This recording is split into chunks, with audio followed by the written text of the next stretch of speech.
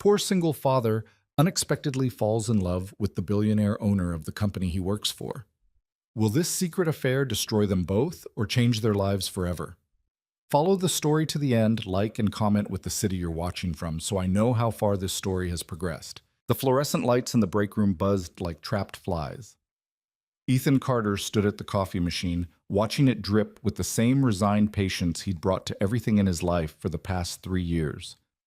32 years old, perpetually tired, wearing a dress shirt he'd ironed while his daughter ate cereal that morning. This was his existence. Predictable, safe, small. You won't do it. Marcus leaned against the counter, grinning like he'd already won. $20 says you chicken out. Ethan didn't look at him. I'm not asking Scarlett Vaughn to dinner for $20. 50 then. You could offer me 1,000 and I'd still have self-preservation instincts. So you admit you're scared of her. Everyone's scared of her. That's not cowardice, that's common sense. Marcus laughed, loud enough that 2 women from accounting glanced over. Come on, man. Live a little. What's the worst that could happen? Ethan could think of several things. Humiliation, termination. The complete destruction of the quiet, manageable life he'd built since Riley's mom had walked out, leaving him with a 2-year-old and a mortgage he could barely afford. He'd taken this job at Vaughn Industries precisely because it was boring. Data analysis, spreadsheets, the kind of work that didn't follow you home or demand anything beyond competence. The worst that could happen, Ethan said slowly, is she says yes, and I have no idea what to do next. That's not the worst thing. That's the best thing disguised as a problem. Through the break room window, Ethan could see into the main office space. Scarlett Vaughn was crossing the floor, her heels clicking a rhythm that made people straighten in their chairs without realizing they were doing it. She wore black. She always wore black, with the kind of tailoring that cost more than his monthly rent. Her dark hair was pulled back severely, emphasizing the sharp lines of her face. Beautiful in the way that glaciers were beautiful, remote, untouchable, capable of crushing you if you got too close. She was 30 years old and owned a company worth $300 million. Ethan made $42,000 a year and drove a Honda with a broken air conditioner. Different species, he muttered. What? Nothing. Ethan grabbed his coffee, burned his tongue on the first sip, and headed back to his desk. But Marcus's words stayed with him through the afternoon, burrowing under his skin like a splinter. When had he become this person? So careful, so contained. There'd been a version of Ethan, before Riley, before Sarah left, who would have taken stupid risks just to see what happened. That Ethan had been reckless enough to fall in love with the wrong woman, to believe her when she said she wanted a family, to be blindsided when she decided motherhood wasn't for her after all. This Ethan knew better. This Ethan understood that safety was a currency you purchased with small dreams and modest ambitions. At 4:30, Scarlett Vaughn walked past his desk. She didn't look at him. She never did. None of them existed on her radar except as components in a machine she'd built. Ethan watched her disappear into her office, saw the door close with the soft, expensive click of German engineering. Marcus caught his eye from across the room, made a chicken gesture with his hands. Ethan flipped him off. But at 5:15, when the office was thinning out and the sky outside had gone the color of old bruises, Ethan found himself standing outside Scarlett Vaughn's office. His hand was raised to knock. His heart was doing something acrobatic and uncomfortable in his chest. This was insane. This was professional suicide. The door opened. Scarlett stood there, one hand on the frame, her expression shifting from neutral to faintly annoyed in the space of a breath. Can I help you with something? Her voice was cool, textured like expensive whiskey. Dallas-born, but educated somewhere that had sanded down the accent to almost nothing. Ethan's mouth went dry. Up close, she was even more intimidating, not because of her beauty, but because of the intelligence that burned behind her eyes, assessing and categorizing him in real time. His voice cracked. He cleared his throat. I wanted to ask you something. If it's about the Henderson account, I already sent Jenkins the parameters.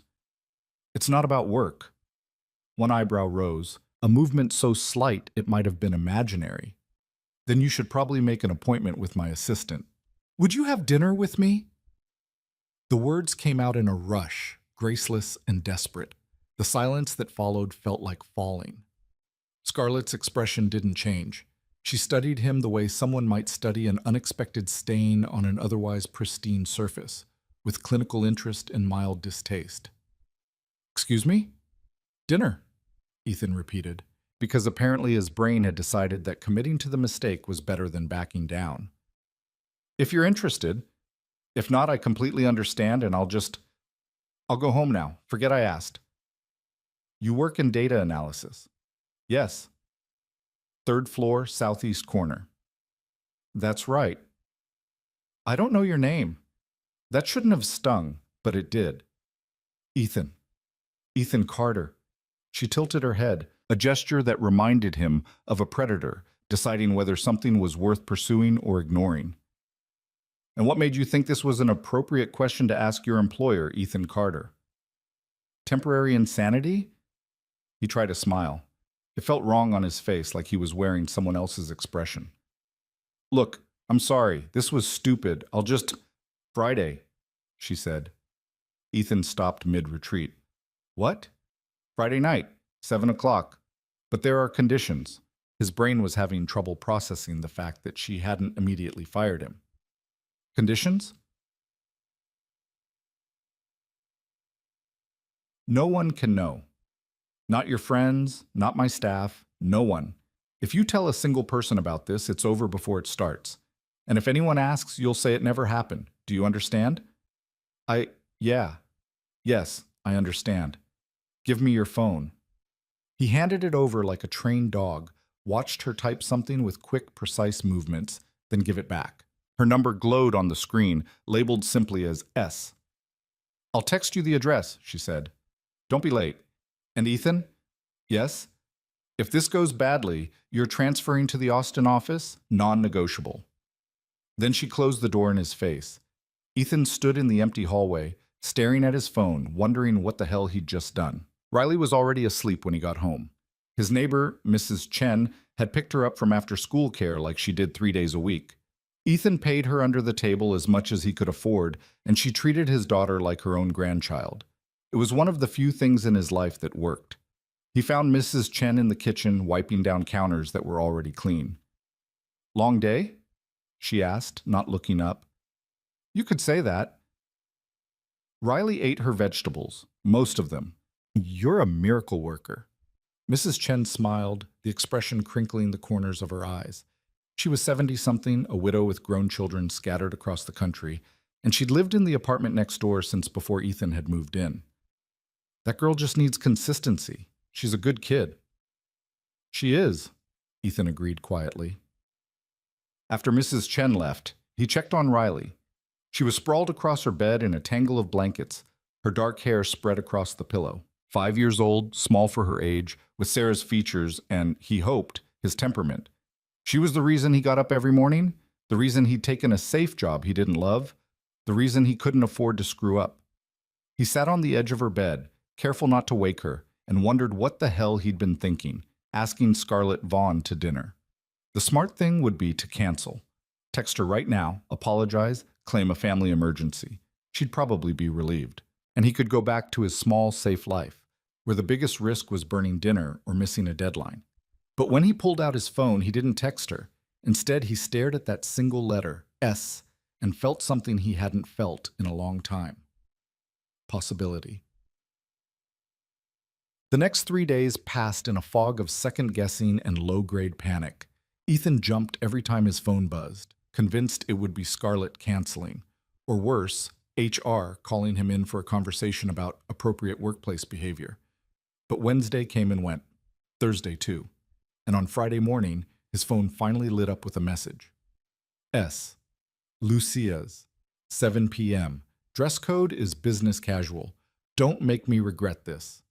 Ethan read it 17 times, trying to decode the subtext. Was that last line a joke, a warning? Both? Marcus cornered him at lunch. "You've been weird all week. What's going on?" "Nothing."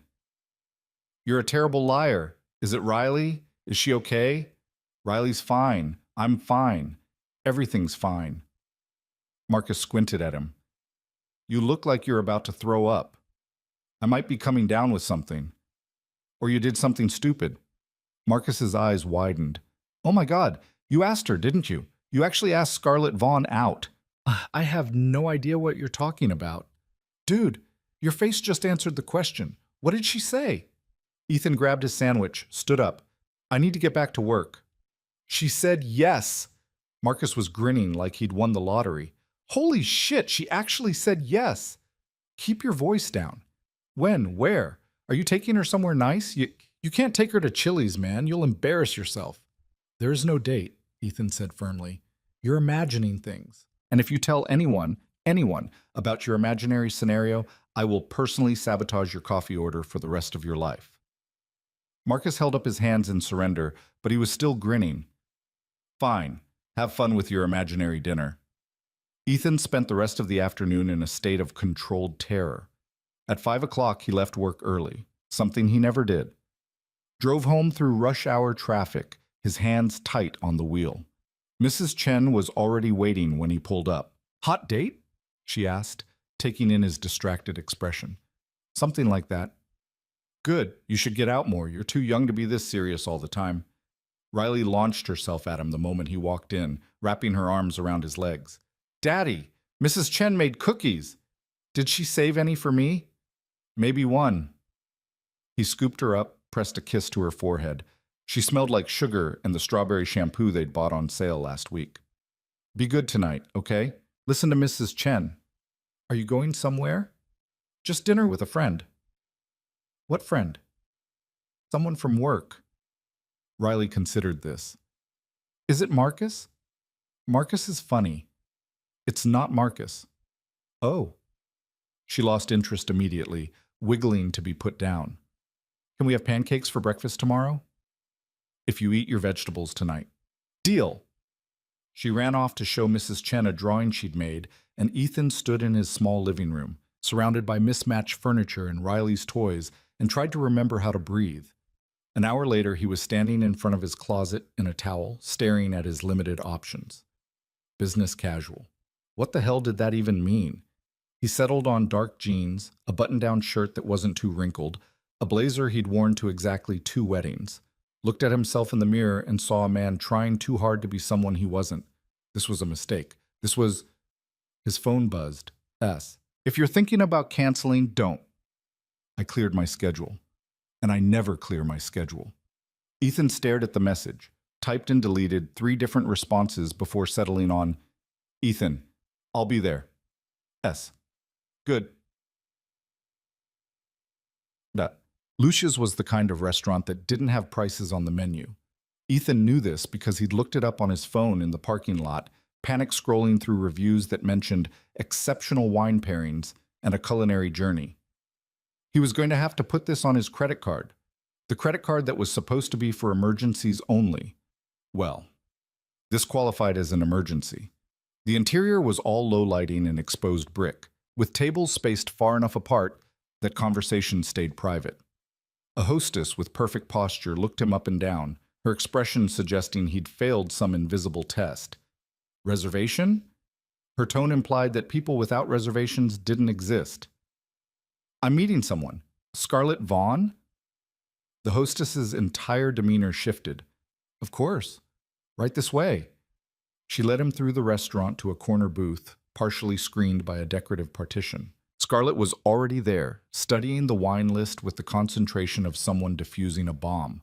She looked different. It took Ethan a moment to figure out why.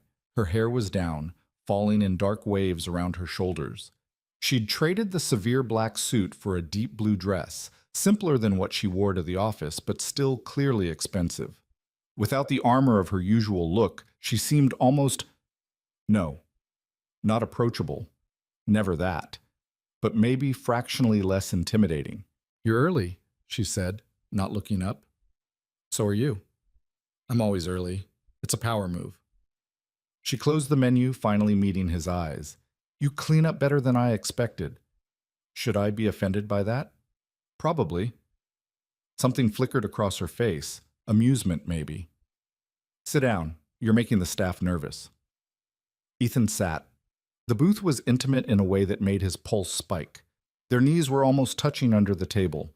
A waiter appeared instantly, as if summoned by telepathy. Ms. Vaughn, a pleasure to see you again. Marcus. She nodded at the waiter. A different Marcus, Ethan's brain helpfully noted. We'll start with the 2019 Bordeaux. Excellent choice. The waiter disappeared. Scarlett folded her hands on the table, studying Ethan with the same intensity she'd probably brought to negotiating multi-million-dollar contracts. So, she said, tell me why you really asked me to dinner. I thought it would be nice. Try again. Ethan hesitated, choosing his words carefully. Honestly, my friend dared me. It was stupid. But then I thought, when's the last time I did something just because I wanted to? Not because it was practical or safe, but because it felt possible. And I felt possible. You felt impossible. That was kind of the point.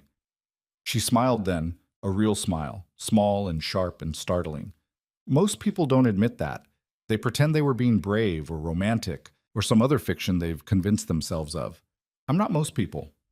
Clearly, most people wouldn't risk their job security for a dinner reservation. The wine arrived. Scarlett tasted it, approved it, and waited until their glasses were filled before speaking again. Here's what I want you to understand, she said, her voice low enough that he had to lean in to hear. I agreed to this because I was curious, not interested, curious. There's a difference. I wanted to see what kind of man walks into his boss's office and asks her out without a safety net. Turns out, you're either very brave or very stupid, and I haven't decided which yet. Can it be both? It usually is. She sipped her wine, her gaze never leaving his face. But if we're doing this, and I'm still not convinced we should be, then we need rules. Clear ones. No one at work can know. That's not negotiable. If anyone finds out, it ends immediately. I've worked too hard to build what I have to let it be compromised by office gossip. I understand. Do you? Because I've seen men say they understand and then get possessive the first time I don't answer a text within 5 minutes. I've seen them get jealous of my work, my time, my success. I don't have patience for that. I have a 5-year-old daughter, Ethan said quietly. I understand complicated. I understand that not everything fits into neat boxes. And I understand that some things are worth protecting, even if it means hiding. Something shifted in Scarlett's expression. Not softening, she was too controlled for that, but a slight relaxation like a door being opened an inch. You have a daughter. Riley. She's the reason I took the job at Vaughn Industries. Stable income, decent benefits, close enough to her school that I can pick her up if there's an emergency. And her mother? Left when Riley was 2. Decided she wasn't cut out for family life. I haven't heard from her since. Scarlett was quiet for a moment. When she spoke again, her voice had lost some of its edge. That must have been difficult. It was, but Riley's worth it. All of it. You're very different from what I expected. What did you expect? Someone trying to prove something, someone who saw me as a challenge or a prize or a shortcut to advancement. She paused. But you're not like that, are you? You asked me to dinner because you actually wanted to have dinner with me. Not with Scarlett Vaughn, billionaire CEO, just me. Is there a difference? Usually? No, most people can't separate the two. I'm not sure I can half the time. She set down her wine glass. But maybe that's the point. Maybe that's why I said yes. To see if someone could. The waiter returned to take their orders. Ethan let Scarlett choose for both of them, partly because she clearly knew the menu, partly because he had no idea what half the items were. When they were alone again, the conversation shifted, became less like an interrogation and more like an actual exchange. She asked about Riley, what she liked to do, what she was like, whether raising her alone was as hard as it looked. Ethan answered honestly, surprised by how easy it was to talk to her. She listened the way she probably listened in boardrooms, with complete focus, asking follow-up questions that suggested she was actually interested. In return, he asked about her company, expecting corporate talking points. Instead, she told him about the early days, dropping out of business school to start Vaughn Industries in her apartment, maxing out credit cards, living on ramen, and ambition. She'd built an empire from nothing, and the cost had been steep. No family? Ethan asked. Not anymore. My parents died when I was in college, car accident. I was their only child. She said it matter-of-factly, like she was describing the weather. I had to grow up fast after that. No safety net, no backup plan, just me. That sounds lonely. It was. It is. She caught herself, seemed surprised by the admission. I don't usually talk about this. Why not? Because vulnerability is weakness, and I can't afford to be weak. That's bullshit, Ethan said, before he could stop himself. Her eyes flashed. Excuse me? You heard me. That's bullshit. Vulnerability isn't weakness. It's being human. It's how you connect with people, how you build something real instead of just something successful. And how's that working out for you? The question was sharp, designed to cut. You're 32 years old, raising a child alone, barely making ends meet. Where has all that vulnerability gotten you? She regretted it immediately. He could see it in the way her expression tightened, but the words were already out there, hanging between them like smoke. Ethan could have gotten angry, could have thrown his napkin down and walked out. Instead, he leaned back, considered his answer. It's gotten me Riley, he said finally. It's gotten me a life that means something, even if it's small. And yeah, it's hard sometimes. But I'd rather have this, a real connection with my daughter, a real life, than all the money in the world and no one to share it with. Scarlett was very still. When she spoke, her voice was barely audible. You're right. I'm sorry. That was cruel. It was honest. I can respect honest. Even when it hurts? Especially then. They sat in silence for a moment, the restaurant humming around them. Then Scarlett reached across the table, her fingers brushing his, just for a second, but long enough to feel deliberate. I don't know how to do this, she admitted. The last time I went on an actual date, I was in college. Everything since has been transactional. Networking dinners, business meetings disguised as social events. I've forgotten how to just be with someone. Then let's figure it out together. That simple? Why not? She laughed, a real laugh, surprised and genuine. You make it sound easy. Maybe it is. Maybe we're the ones making it complicated. Their food arrived, and the conversation drifted into easier territory. They talked about Dallas, about places they'd been, and places they wanted to go. Scarlett had traveled everywhere, Paris, Tokyo, Dubai, but always for work, always scheduled down to the minute. Ethan had barely left Texas, but he told her about the road trip he'd taken with Riley last summer, driving through small towns and stopping at every weird roadside attraction they could find. That sounds nice, she said, and she actually meant it. It was. Riley's at the perfect age for that kind of thing. Everything's an adventure. I envy that.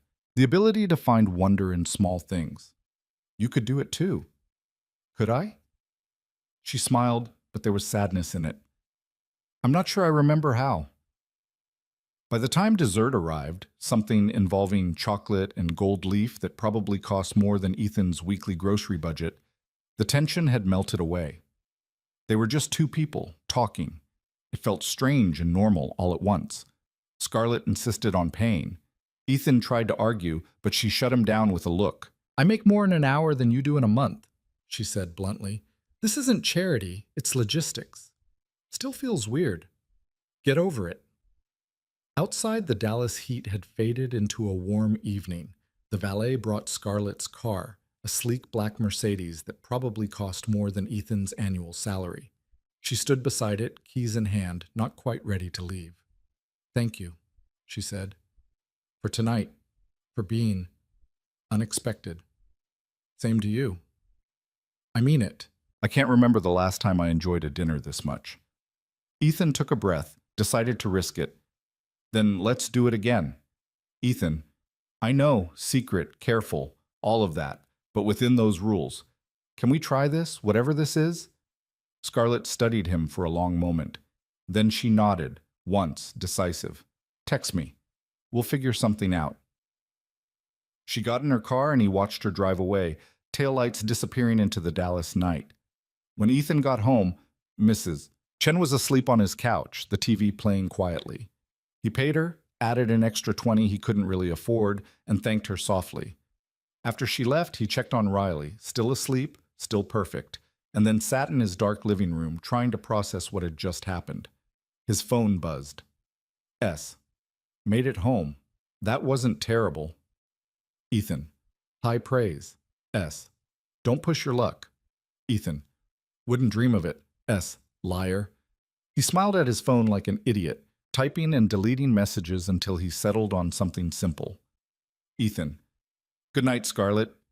The response took long enough that he thought maybe she'd put her phone down. Then, S. Good night, Ethan.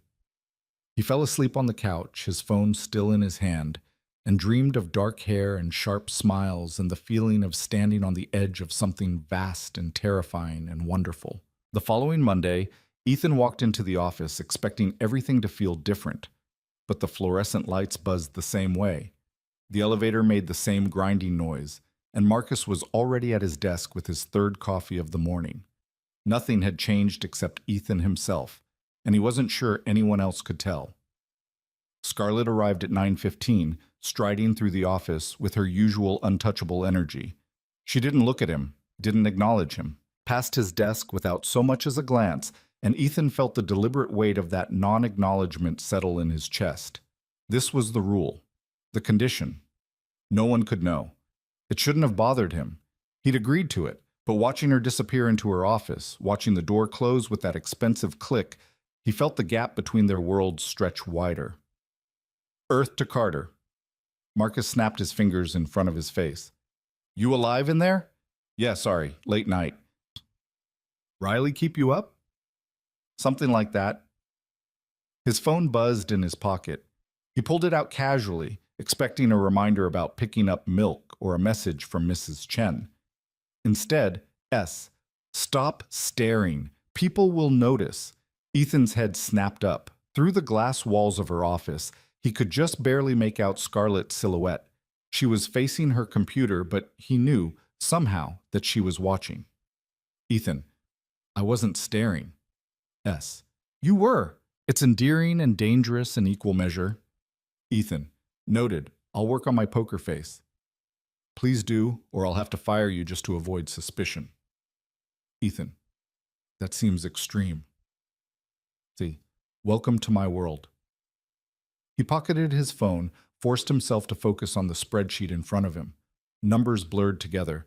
His brain kept replaying Friday night, the way she'd laughed, the way her guard had slipped just enough to let him see the person underneath. The day crawled forward.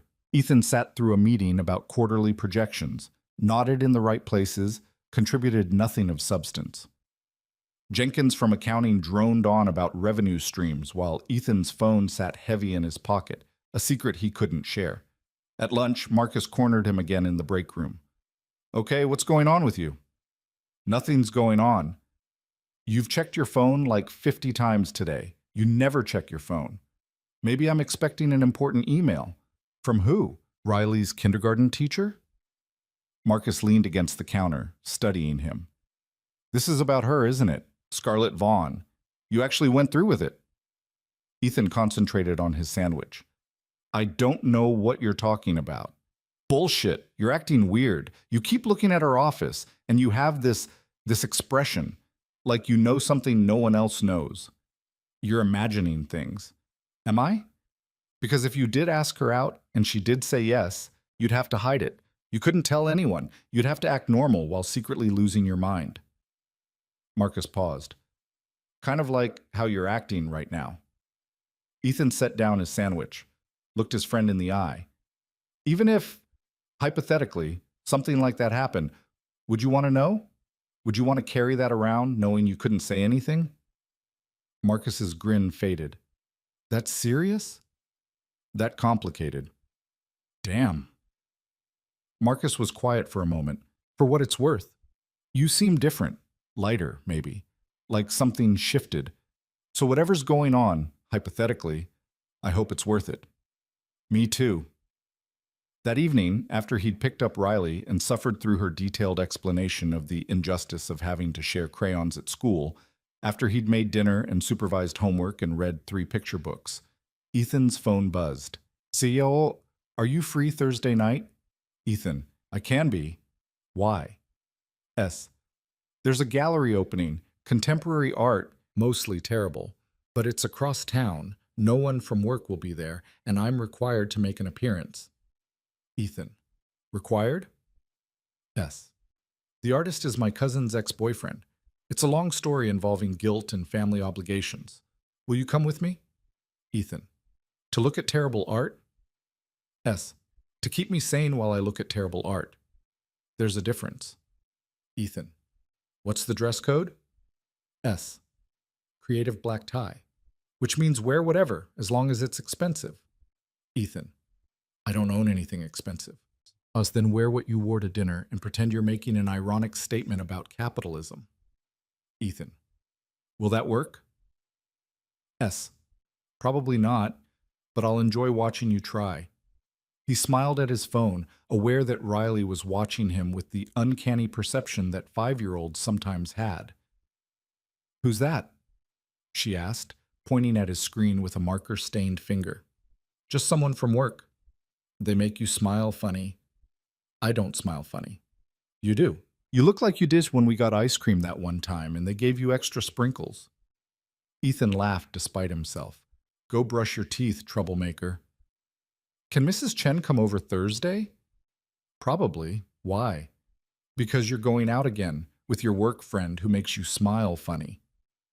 She skipped off to the bathroom, leaving Ethan sitting on the couch, marveling at how transparent he apparently was to a kindergartner. Thursday arrived wrapped in humidity and traffic delays. Ethan left work early again, endured Marcus's knowing look, and made it home with barely enough time to shower and change. Mrs. Chen showed up right on schedule, took one look at him, and smiled. 2 dates in 1 week. I'm impressed. It's not. We're just friends. Friends don't make you iron your shirt 3 times. I ironed it once. The scorch mark on the collar suggests otherwise. Ethan looked down, saw the faint discoloration he'd been hoping wasn't noticeable. Damn. Wear the blue one. It brings out your eyes. I don't think anyone's looking at my eyes. Then they're not paying attention. The gallery was in a converted warehouse in the design district, all exposed ductwork and polished concrete floors. Ethan parked 2 blocks away, walked through the gathering dusk, and felt spectacularly out of place the moment he stepped inside. Everyone was dressed in variations of artistic black, draped fabrics and asymmetrical cuts and accessories that probably cost more than his car. He found Scarlett near the back, standing in front of a canvas that appeared to be nothing but red slashes on white background. She wore a black dress that somehow managed to be both simple and devastating. Her hair swept up to expose the line of her neck. You came, she said, not looking at him. You doubted? A little. She tilted her head toward the painting. What do you think? Honestly, it looks like someone murdered a canvas.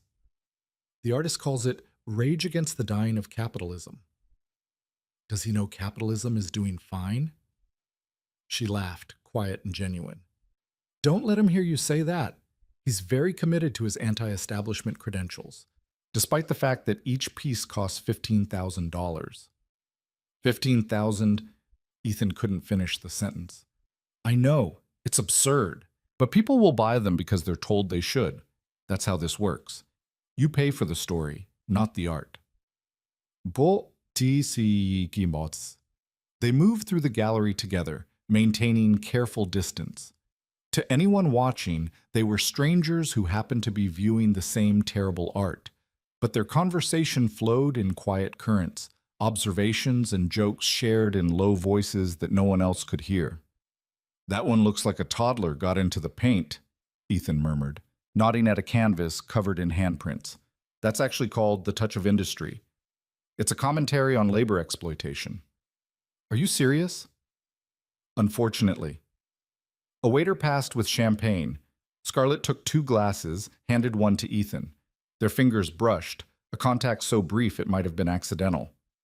This is nice, she said after a moment. Being out. Not hiding completely, but not performing either, just existing in the same space. Is that rare for you? Very. I'm always on, always managing how I'm perceived. Even when I'm alone, I'm still the CEO of Vaughn Industries. There's no off switch. That sounds exhausting. It is. She sipped her champagne, her gaze distant. But it's what I chose, what I built. I can't complain about the weight of something I decided to carry. Sure you can. Just because you chose it doesn't mean it isn't heavy. She looked at him then, really looked at him. And Ethan saw something raw flash across her face. Loneliness, maybe? Or recognition. How do you do that? She asked. Do what? Say things that cut right through to the truth. Most people dance around it. They tell me what they think I want to hear. Maybe I'm just too tired to dance. Or maybe you're braver than you think. Before Ethan could respond, a man appeared beside them, tall, angular, wearing a shirt that was either avant-garde or inside out. The artist, Ethan guessed, confirmed when Scarlett's expression shifted into something polite and distant. Scarlett, I'm so glad you could make it. David, the collection is impressive. I'm exploring the intersection of violence and beauty, the way society consumes both without distinction. Fascinating, Scarlett said, in a tone that suggested it was anything but. David's gaze slid to Ethan, assessing and dismissive in the same glance. And you are? Ethan. He didn't offer his hand. Something about the guy's smug expression made him want to be petty. Are you a collector? No, just someone who appreciates art. Oh? And what do you think of my work? Ethan could feel Scarlett's attention sharpen beside him. He should have been diplomatic. Should have offered some generic praise. Instead, he heard himself say, I think it's angry, but I'm not sure what it's angry about. It feels like rage for the sake of rage, without any real target. David's expression froze. That's a rather simplistic reading. Maybe. Or maybe I'm just not getting the story you're trying to sell.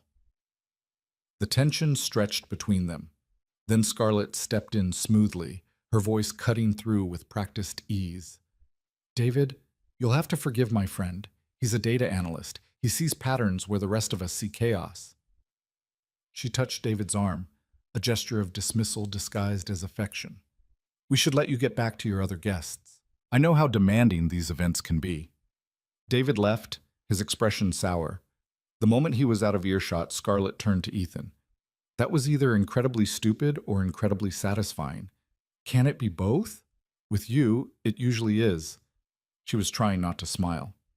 He's going to tell everyone that I brought some Philistine who doesn't understand contemporary art. Sorry, I should have kept my mouth shut. Don't be. That was the most honest conversation he's probably had all night. Everyone else is too busy networking to tell him his work is derivative. She paused. Though now we should probably leave before he decides to make a scene. They slipped out through a side exit, stepping into the Dallas heat. The street was quieter here, away from the main entrance. Streetlights cast long shadows across the pavement. Thank you for coming, Scarlett said. I know it's not exactly your scene. It's not, but you make it bearable. High praise. I'm full of it tonight. She laughed, and the sound echoed off the warehouse walls. Walk with me? My car's a few blocks away. They fell into step together, the city humming around them. It was late enough that the traffic had thinned, early enough that the bars were still full of voices and music. They walked in comfortable silence for a while, the kind of quiet that didn't need filling. Can I ask you something? Ethan said eventually. That depends on the question. Why did you really say yes? To dinner, I mean. You could have shut me down immediately. But you didn't. Scarlett was quiet for a long moment. When she spoke, her voice was softer than he'd ever heard it. Because you looked at me like I was a person, not a position, not a prize, just me. And I realized I couldn't remember the last time someone had done that. She stopped walking, turned to face him. I've built this entire life around being untouchable, invulnerable. But you walked into my office and asked me to dinner like it was the most natural thing in the world, like you weren't risking anything, even though we both know you were. I was terrified. I know, I could see it, but you asked anyway. She stepped closer, close enough that he could smell her perfume, something dark and expensive. That meant something. It still does. Ethan's heart was doing that acrobatic thing again. They were standing under a streetlight, the gallery entrance visible in the distance, and it would have been so easy to kiss her. The moment was right there, suspended between them, but Scarlett stepped back first. We should be careful, she said, and he could hear the regret in it. Not here, not where someone might see. Right. Of course. They walked the rest of the way to her car in silence, the moment fractured but not broken. When they reached the Mercedes, Scarlett unlocked it but didn't get in.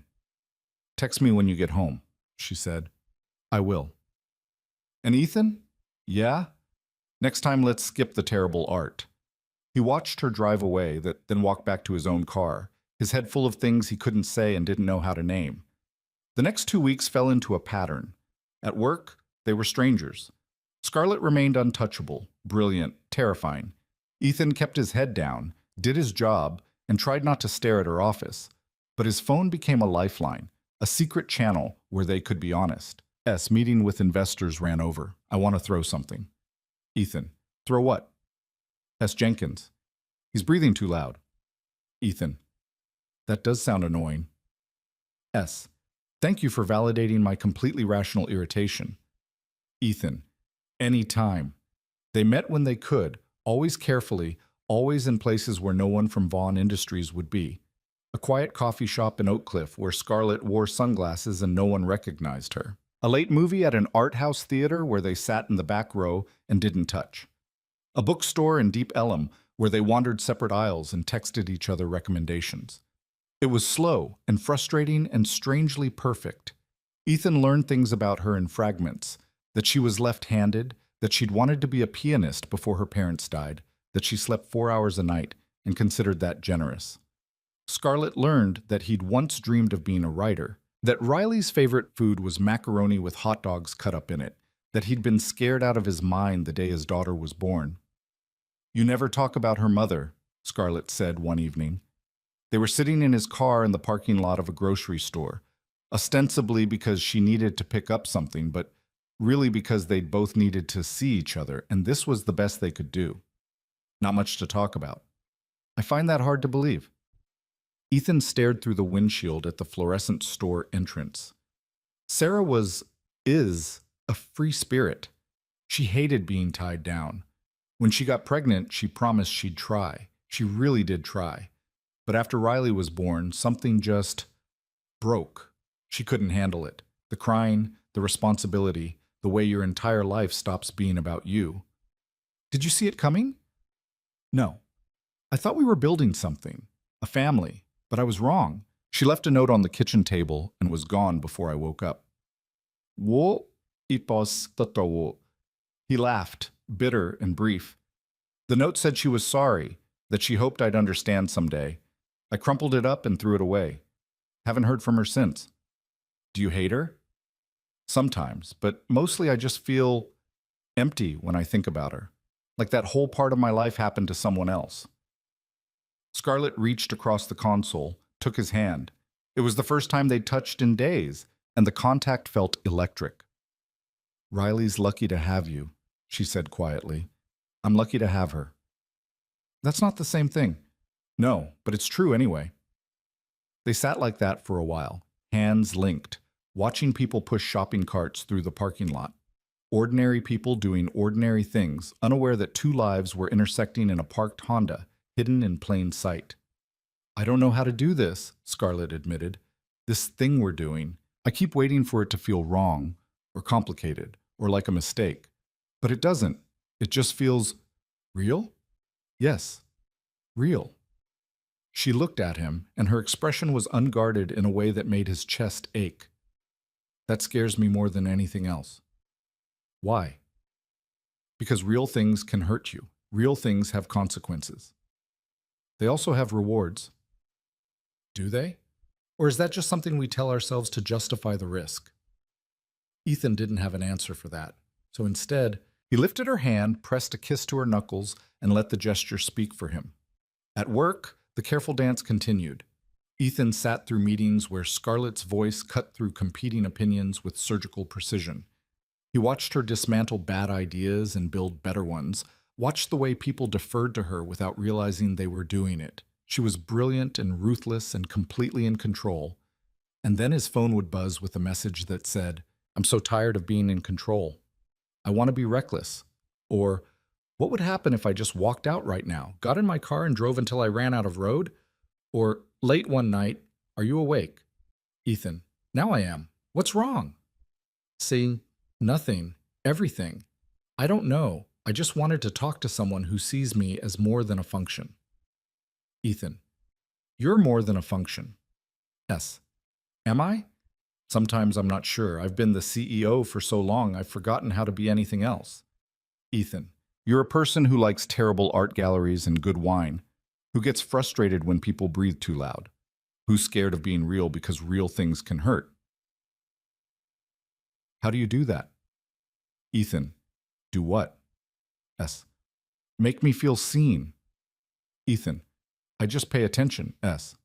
No one else does. Ethan. Then they're missing out. There was a long pause before her next message arrived. S. I want to see you, actually see you, not hidden in a parking lot or a dark theater, somewhere we can just be. Ethan. Where? Please. I don't know. Somewhere far enough away that it doesn't matter who sees us. Ethan. I have Riley this weekend. Sub, next weekend then. I'll clear my schedule. We'll go somewhere, just the two of us. Ethan. Scarlett.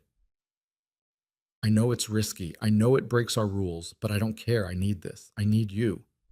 Ethan stared at his phone, at those last three words glowing in the darkness of his bedroom. Riley was asleep down the hall. The house was quiet, except for the hum of the refrigerator and the distant sound of traffic. He could say no. He could be smart, be careful, protect what little stability he'd built. Instead, he typed, "Okay, where do you want to go?" S. Anywhere, as long as it's with you. He fell asleep that night with his phone on his chest, a smile on his face, and no idea how badly everything was about to unravel. The meeting room on the fourth floor smelled like burnt coffee and anxiety. Ethan sat 3 seats down from the head of the table, his laptop open to a presentation he'd spent 2 weeks preparing. Jenkins was mid-sentence, droning on about market penetration strategies, when Scarlett walked in. The room shifted. Everyone sat up straighter without meaning to, like plants turning toward light. She took her seat at the head of the table, her expression unreadable, and nodded for Jenkins to continue. Ethan had gotten better at not looking at her, at keeping his face neutral, his attention focused on the numbers in front of him, but today his focus was fractured. They were leaving Friday, 2 nights in Austin, far enough from Dallas that they could breathe. He'd already arranged for Riley to stay with Mrs. Chen, had already lied and said it was a work conference. The guilt sat heavy in his stomach, but not heavy enough to make him cancel. Carter. Scarlett's voice cut through his thoughts. The Q3 projections. Walk us through them. He stood, clicked to his slide deck, and launched into the analysis he could recite in his sleep. Revenue trends, demographic shifts, projected growth in the Southwest market. His voice was steady, professional. No one looking at him would guess that he'd fallen asleep last night thinking about the curve of her neck. The data suggests we should reallocate resources from the Houston office to San Antonio, he concluded. The ROI potential is significantly higher. Interesting. Scarlett leaned back in her chair, her fingers steepled in front of her. And what about the Austin market? You didn't mention it. Ethan's brain stuttered. Austin. They were going to Austin. The word felt loaded, dangerous. Austin's steady, he said carefully. No significant changes projected for Q3. Really? Because the preliminary data I've seen suggests otherwise. She was testing him. He could see it in the slight arch of her eyebrow, the way her gaze held his for a fraction too long. The rest of the room faded to background noise. You're right, Ethan admitted. Austin shows potential for growth. I should have included it in the analysis. Yes, you should have. The words hung in the air, weighted with double meaning. Marcus shifted in his seat beside him. Jenkins coughed. Send me a revised projection by end of day, Scarlett continued, her tone clipped. Include Austin, and anything else you might have overlooked. Of course. She moved on to the next agenda item, but Ethan felt the moment echo in his chest. It was the first time they'd slipped, not obviously, not enough for anyone to be certain, but enough to plant doubt. He'd said Austin, and something in his voice had betrayed him. Or maybe she'd pushed too hard, her question too pointed. Either way, the careful balance they'd maintained for 3 weeks had just tilted. After the meeting, Ethan packed up his laptop with hands that wanted to shake. Marcus caught his arm in the hallway. That was weird. What was weird? Scarlett, the way she went after you about Austin. She never gets that specific with the data guys. That's what she has Jenkins for. Maybe she's having a bad day. Maybe. Marcus didn't sound convinced. Or maybe there's something going on that I'm not seeing. There's nothing going on. Right. And you're not checking your phone every 5 minutes. And you didn't leave early 3 times last week. And you definitely didn't come back from lunch yesterday with your shirt buttoned wrong. Ethan looked down. His shirt was fine. Marcus grinned. Gotcha.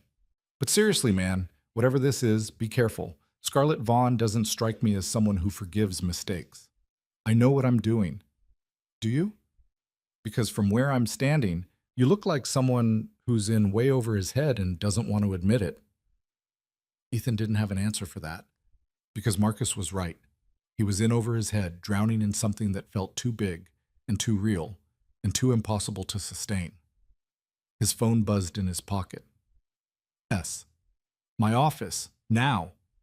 He made an excuse to Marcus, something about needing to clarify the Austin data, and took the elevator to the top floor. Scarlett's assistant waved him through without comment, and Ethan stepped into the expansive corner office with its floor-to-ceiling windows and view of downtown Dallas. Scarlett was standing by the window, her back to him, shoulders rigid. "Close the door," she said. He did. The click echoed louder than it should have. "That was sloppy," she said, still not turning around. "The way I called you out in there. I shouldn't have done that." "It's fine." "It's not fine. People noticed. Marcus noticed. I could see it on his face. And if he's noticing, others will too." "Scarlett, we need to be more careful." She finally turned, and her expression was fractured with something Ethan couldn't name. Fear, maybe, or frustration. "This whole thing, it's getting harder to hide, and I don't know if I'm good at hiding anymore." "What are you saying?" "I'm saying maybe we should cancel Austin. Maybe we should take a step back before this gets out of control." The words hit him like cold water. "You want to end this." "I want to be smart. There's a difference." "No, there isn't. You're scared, so you're running." Her eyes flashed. "Don't tell me what I'm doing. Then tell me yourself. Are you ending this right now? Are you walking away?" The silence stretched between them, taut and fragile. Scarlett crossed her arms, a defensive gesture that made her look smaller than she was. "I don't know," she admitted finally. "I don't know what I'm doing. All I know is that every time I see you at work, I have to pretend I don't know how you take your coffee. I have to pretend I didn't fall asleep on the phone with you last Tuesday. I have to pretend you're just another employee when the truth is—" She stopped, took a breath. "When the truth is what?" Ethan asked quietly. "When the truth is, you're the best part of my day, and that terrifies me." Ethan moved closer, careful not to touch her, but close enough to feel the heat of her presence. "It terrifies me too, but I'm not running from it. Maybe you should be. Maybe we both should. Except we're not. We're going to Austin on Friday. We're going to have 2 days where we don't have to hide, and then we'll come back and figure out how to make this work. And if we can't make it work, then at least we tried." Scarlett looked at him for a long moment, her expression shifting through emotions too fast to track. Then she stepped forward, close enough that her forehead almost touched his chest.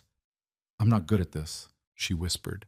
"At letting people in, at trusting that they won't leave. I'm not leaving. Everyone leaves eventually." "Not everyone."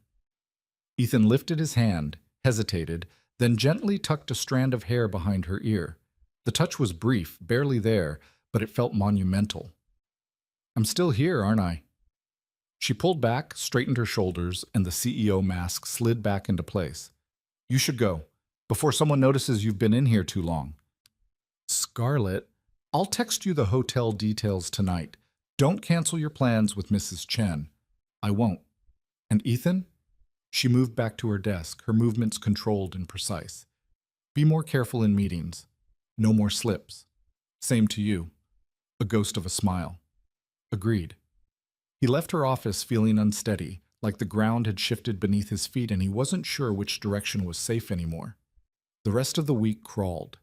Ethan went through the motions. Work, Riley, sleep, repeat, while his phone buzzed with logistics. Hotel confirmation, dinner reservation. A message that just said, "I can't wait," followed immediately by, "That was unprofessional. Disregard." He didn't disregard it. He read it 17 times. On Thursday night, while packing a bag he hoped looked casual enough for a work conference, Riley appeared in his doorway holding her stuffed elephant. "Are you going away?" she asked, her voice small. "Just for the weekend, sweetheart. Mrs. Chen's going to stay with you." "Is it for work?" The lie tasted bitter. "Yes." "You don't look happy about it." "I'm not unhappy, just it's complicated." Riley climbed onto his bed, settling among the shirts he hadn't folded yet. "Is it because of the person who makes you smile funny?" Ethan froze mid-fold. "What?" "The one you text, the one who makes you check your phone all the time." She hugged her elephant tighter. "Are they nice?" He sat down beside her, trying to find words that were honest without being too honest. "Very nice, but it's complicated." "Because of Mommy?" "No. Because of—" He stopped. "How did you explain this to a 5-year-old? Because sometimes grown-ups have to be careful about who knows things. It's not lying exactly. It's just private. Like when I don't tell everyone at school that I still sleep with Elephant? Exactly like that." Riley considered this, her small face serious. "Okay, but you'll come back, right? You won't leave like Mommy did?" The question cracked something open in Ethan's chest. He pulled her close, breathing in the strawberry shampoo smell of her hair. "I will always come back to you. Always. That's a promise I will never break." "Pinky promise?" "Pinky promise." She linked her tiny finger with his, and Ethan felt the weight of that gesture settle in his bones. Whatever happened with Scarlett, whatever fell apart or came together, Riley came first. She always would. Friday morning arrived wrapped in summer heat and nervous energy. Ethan dropped Riley at Mrs. Chen's apartment, endured her knowing smile, and drove to the office to maintain appearances. He'd leave at lunch, officially headed to a conference that didn't exist. The morning dragged. Every minute felt like an hour. Ethan stared at spreadsheets without seeing them, responded to emails without reading them properly. His bag was already in his car. His phone buzzed constantly with messages from Marcus about a client issue that Ethan couldn't bring himself to care about. At 11:30, Scarlett walked past his desk. She didn't look at him, didn't slow down, but she dropped something as she passed, a folded piece of paper that landed beside his keyboard. Ethan waited until she was gone before unfolding it. "Meet me at the Whole Foods on Lover's Lane in 20 minutes. We'll drive together from there. Tell no one." He crumpled the note, shoved it in his pocket, and told Marcus he was feeling sick, left the building, drove across town, and found Scarlett's Mercedes parked in the far corner of the grocery store lot. She was in the driver's seat, sunglasses on, looking like she was about to rob a bank. "Get in," she said when he knocked on the window. "What about my car?" "Leave it. We'll pick it up Sunday night." "Scarlett, do you want to argue or do you want to leave?" He got in. She pulled out of the parking lot with the kind of controlled aggression that suggested she'd been waiting hours instead of minutes. They merged onto the highway, heading south, and neither of them spoke until Dallas was shrinking in the rearview mirror. "This is insane," Ethan said finally. "I know." "If anyone finds out, they won't. I cleared my schedule, told my assistant I was taking a personal day. No one questions me when I do that. Must be nice. It's lonely." She glanced at him, then back at the road. "But less lonely with you here?" The drive to Austin took 3 hours. They talked about everything and nothing, Riley's latest kindergarten drama, Scarlett's frustration with a board member who didn't understand technology, the weird roadside attractions they passed. It felt normal in a way that nothing else in their relationship had felt.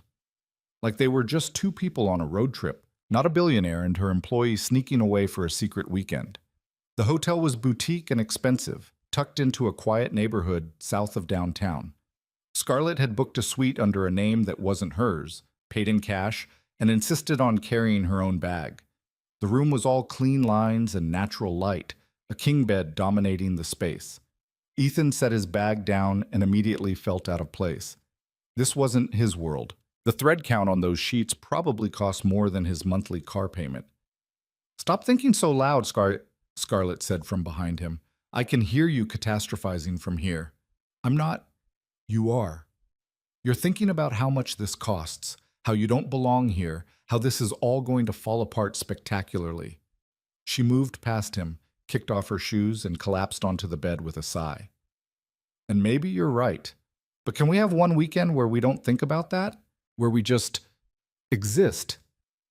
Ethan looked at her, this brilliant, terrifying woman sprawled across expensive sheets, her guard finally down. And he made a decision. He sat on the edge of the bed. Okay, what do you want to do? Honestly, I want to sleep. I haven't slept properly in weeks. Then sleep. Will you stay? Where else would I go? She smiled, small and genuine, and shifted to make room for him. Ethan lay down beside her, careful to maintain distance. But Scarlett closed that gap almost immediately. She curled against him, her head on his chest, and within minutes her breathing had evened out into sleep. Ethan stayed awake, staring at the ceiling, feeling the weight of her trust settle over him like a blanket. This was real. This mattered. And he had no idea how to protect it. He must have dozed off because when he opened his eyes, the room was darker. Scarlett was still asleep, but she'd shifted in her sleep, one arm thrown across his stomach. His phone buzzed on the nightstand, a message from Mrs. Chen with a photo of Riley covered in paint from an art project. Mrs. Chen. She's fine. You two have fun at your conference. The quotation marks felt accusatory. Ethan set his phone down and carefully extracted himself from Scarlett's grip. She stirred, but didn't wake.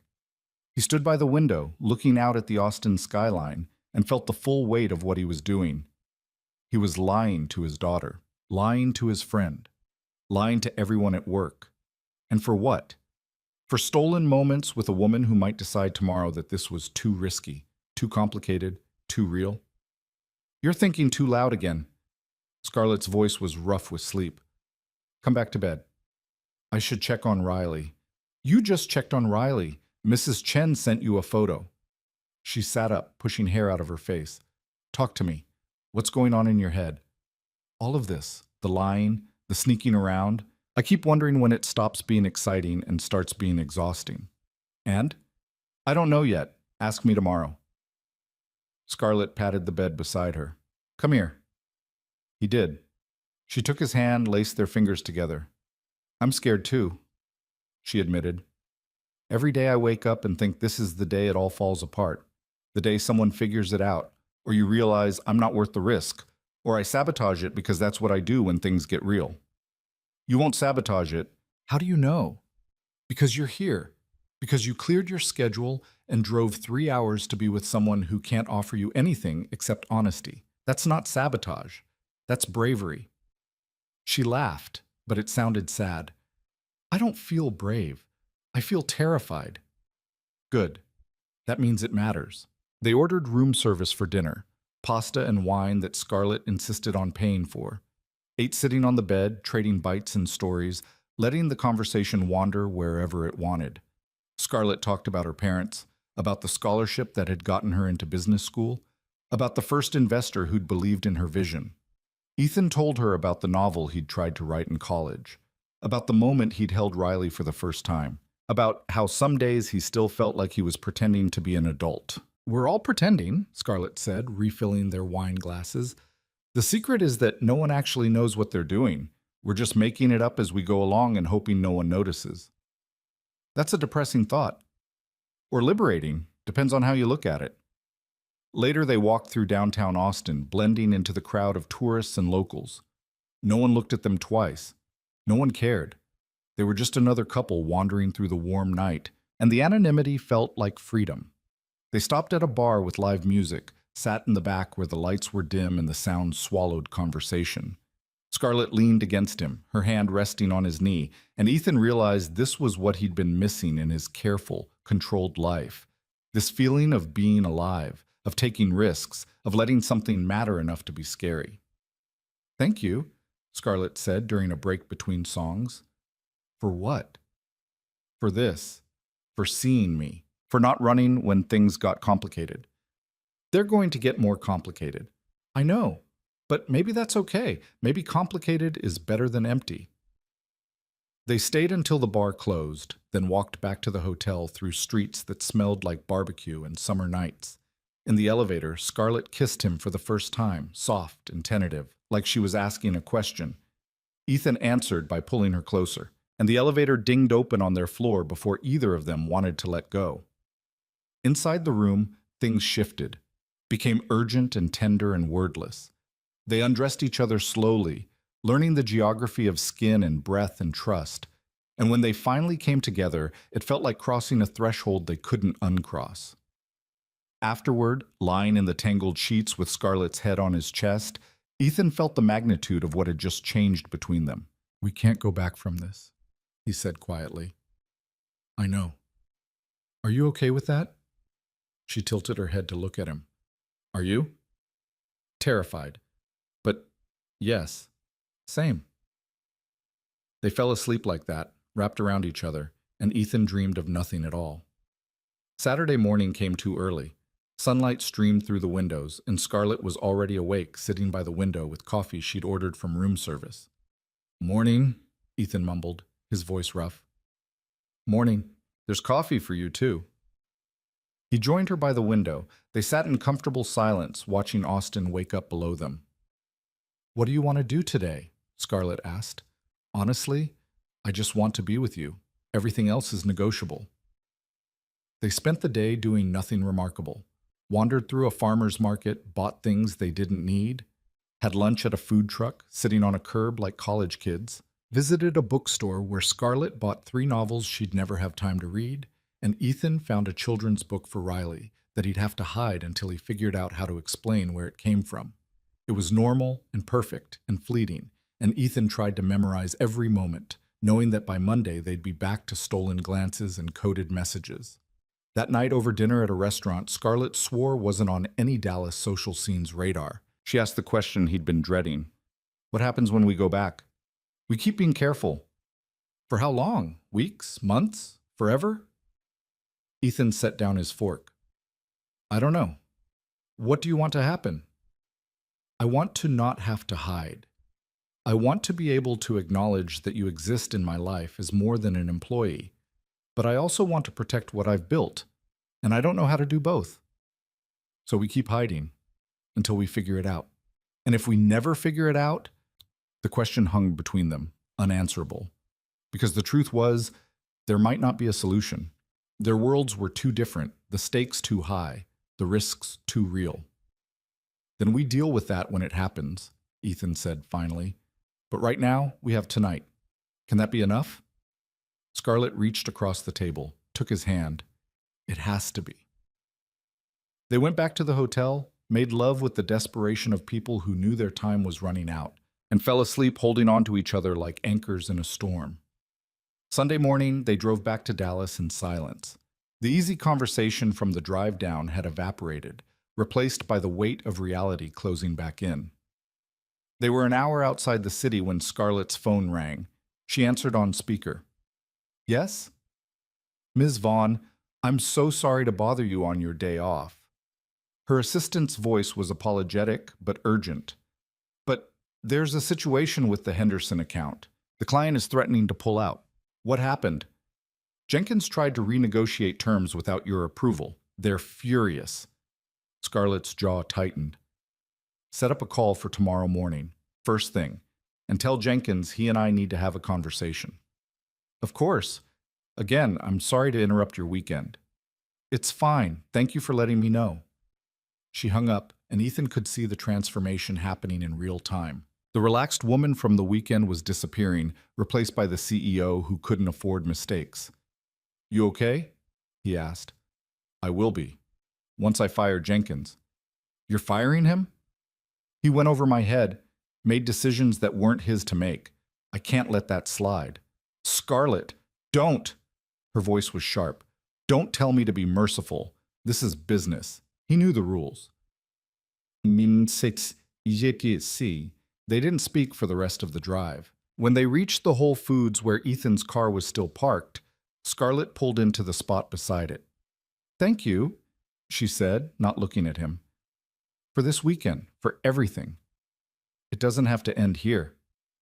I know, but it feels like it is, doesn't it? Ethan didn't have an answer for that, because she was right. Something had shifted. The real world was pressing in, demanding they choose between the life they wanted and the lives they'd built. He leaned over, kissed her once, and got out of the car before he could say something he'd regret. Driving home, his phone buzzed with a message. S. I meant what I said. Thank you. Ethan. Same. We'll figure this out. Will we? He stared at that question for 3 traffic lights before typing back. We have to. But even as he sent it, he wasn't sure he believed it anymore. Monday morning felt like walking into a different building. Ethan sat at his desk with coffee he couldn't taste, staring at a screen full of numbers that refused to make sense.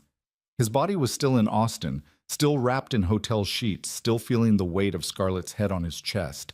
But his mind was here, in this fluorescent hell, trying to remember how to pretend. Marcus dropped into the chair beside him. You look like death. Didn't sleep well. How was the conference? Ethan's brain lagged for a second before remembering the lie. Boring. Lots of PowerPoints about data optimization. Sounds awful. Did you learn anything useful? Not really. Marcus squinted at him.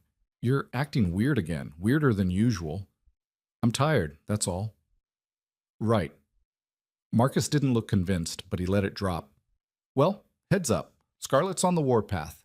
She fired Jenkins this morning, called him into her office at 8:30, and he was cleaning out his desk by 9. Ethan's stomach dropped.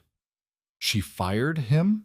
Apparently he screwed up the Henderson account, tried to play big shot, and it backfired. Marcus lowered his voice. Word is she didn't even raise her voice. Just told him to pack his things and left the room. Cold as hell. That's... Ethan stopped, unsure what he wanted to say. That's not who she is. Except it was. This was the Scarlett everyone saw. Ruthless, unforgiving, willing to cut losses without hesitation. The woman who'd fallen asleep in his arms felt like someone he'd imagined. Through the glass walls of her office, he could see her on a call, her posture rigid with controlled fury. She was fighting to save the Henderson account, to fix the mess Jenkins had made, and she'd do it because failure wasn't in her vocabulary. His phone buzzed. S. Don't look at me like that. Ethan. Like what? Like you're disappointed. I did what I had to do. Ethan. I know. S. Do you? He didn't answer, because the truth was more complicated than yes or no. He understood why she'd fired Jenkins. Understood that in her world, trust was currency and betrayal was unforgivable. But understanding didn't make it easier to watch her be the person everyone feared. The day ground forward, Ethan buried himself in work, hoping productivity would quiet the noise in his head. It didn't. Every time someone walked past his desk, he tensed. Every phone notification made his pulse spike. He was waiting for something to break, for someone to figure it out, for the fragile house of cards they'd built to collapse. At lunch, he hid in his car and called Mrs. Chen. How's Riley?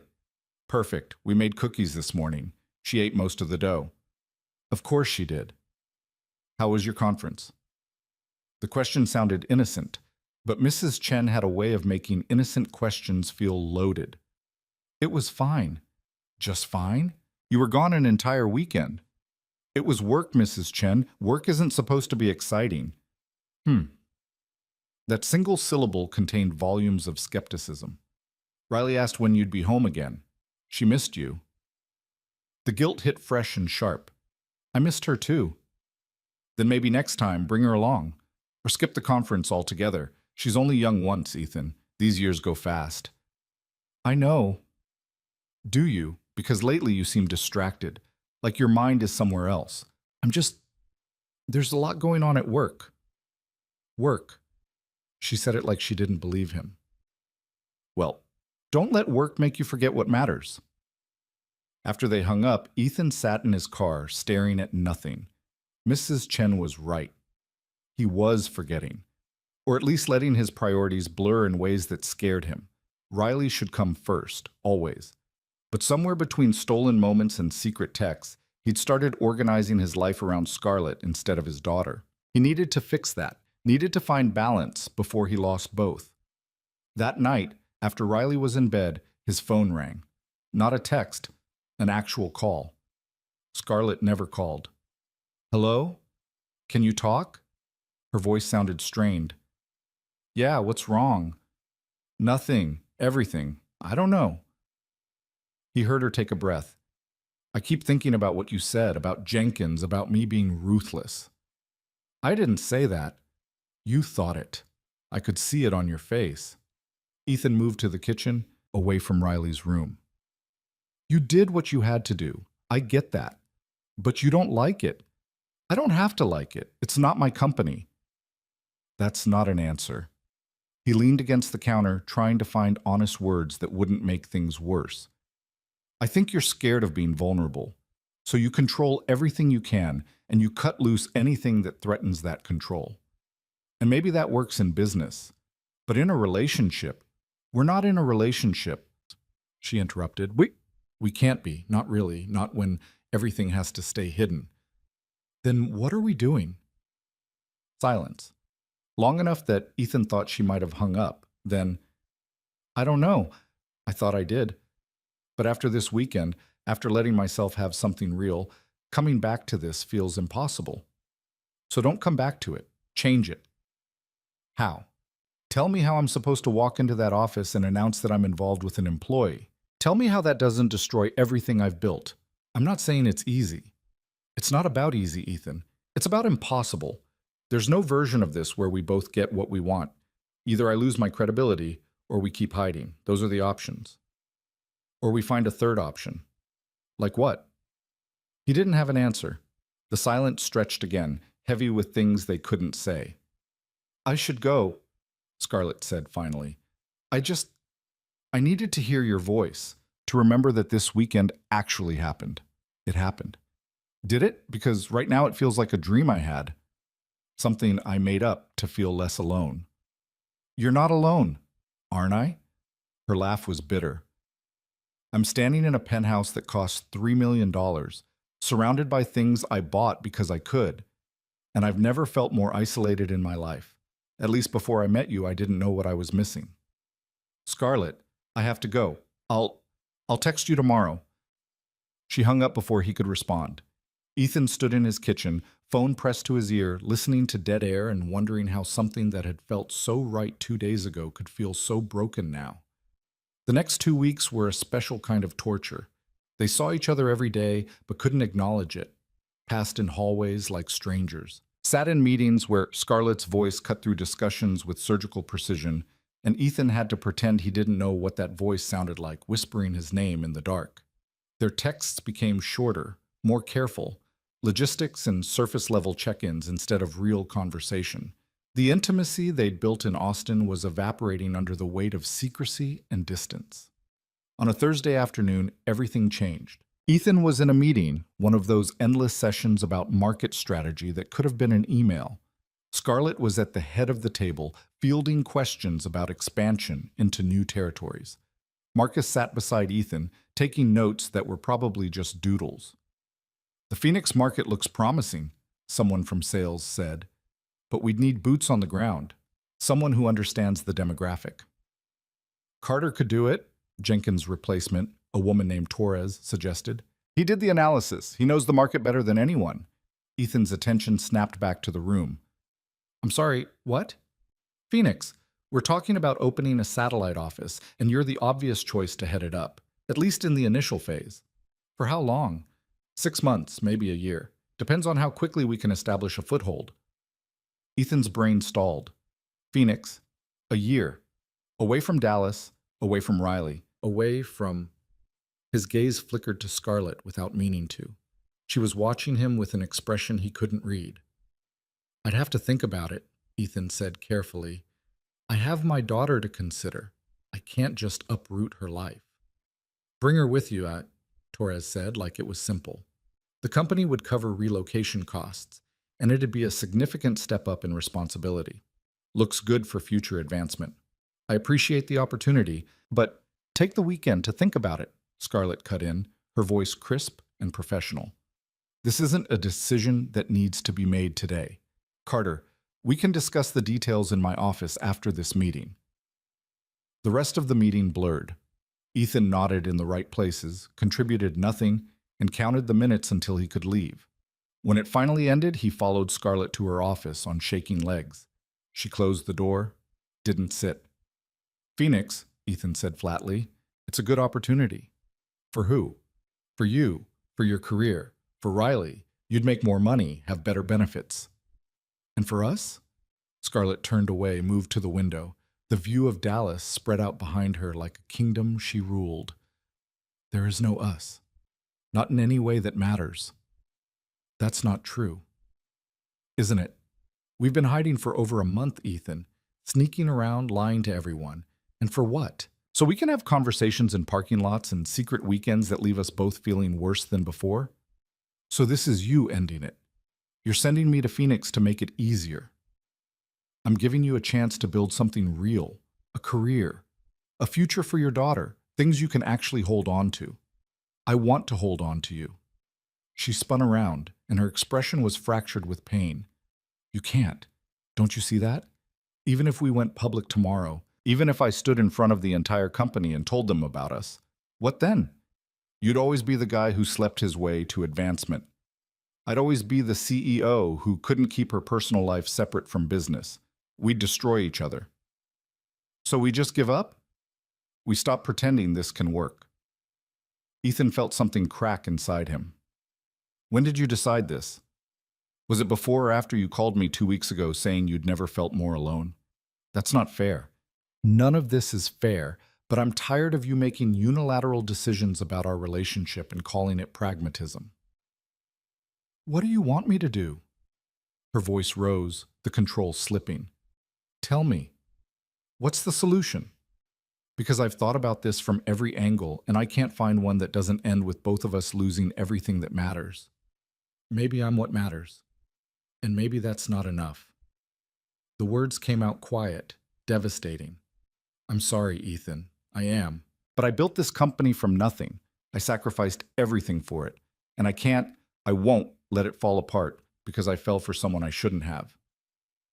The phrase landed like a punch. Fell for someone.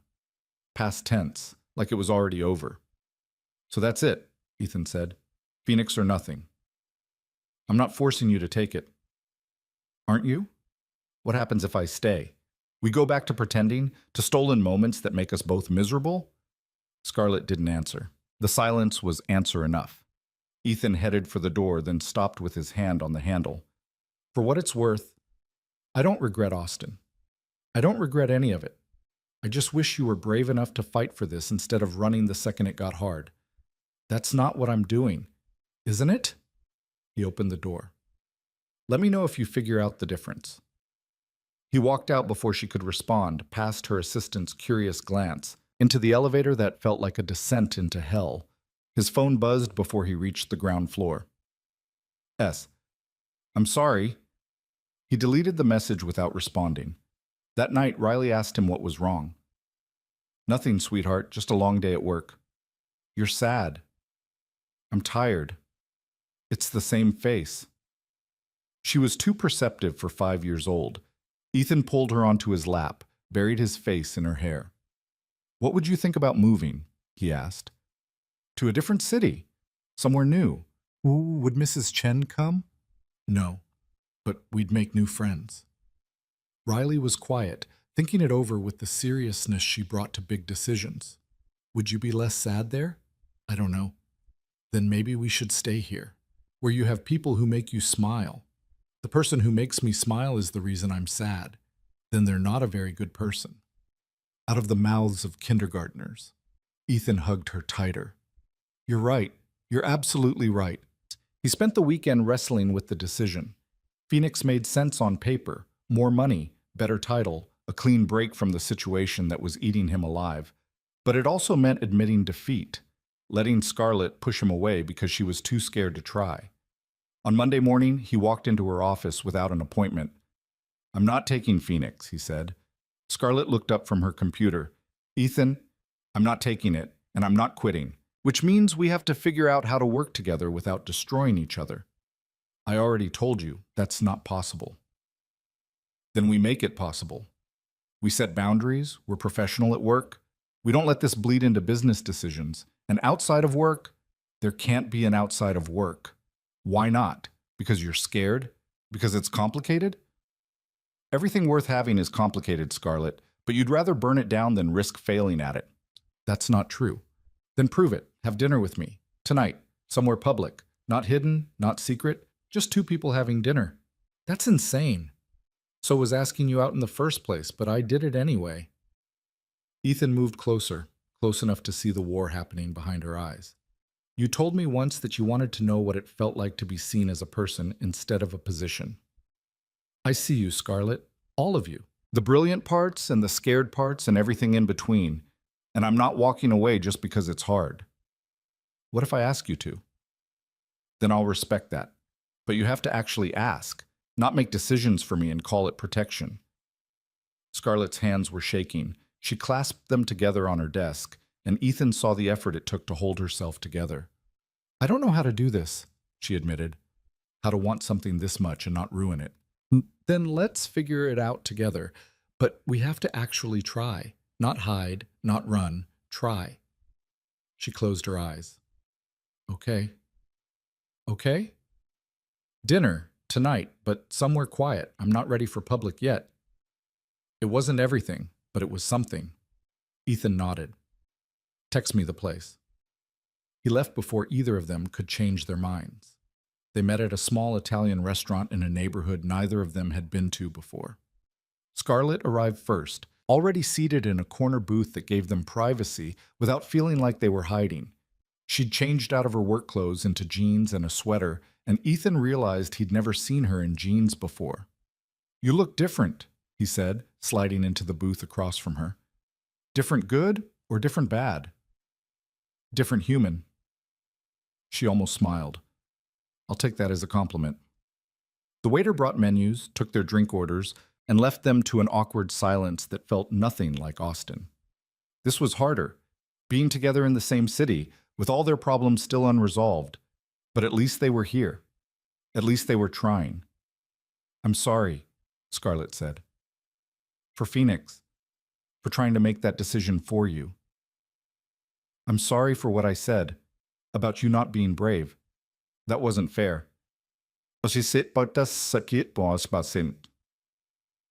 It was accurate, though. I am scared. Terrified, actually. Because everyone I've ever cared about has left. My parents died. The few relationships I've had fell apart because I couldn't make room for them. And you... She stopped, swallowed hard. You make me want to make room, and that's more frightening than anything I've faced in business. Why is it frightening? Because if I let you in and you leave anyway, I don't know how I come back from that. Ethan reached across the table, took her hand. I'm not leaving. I mean it.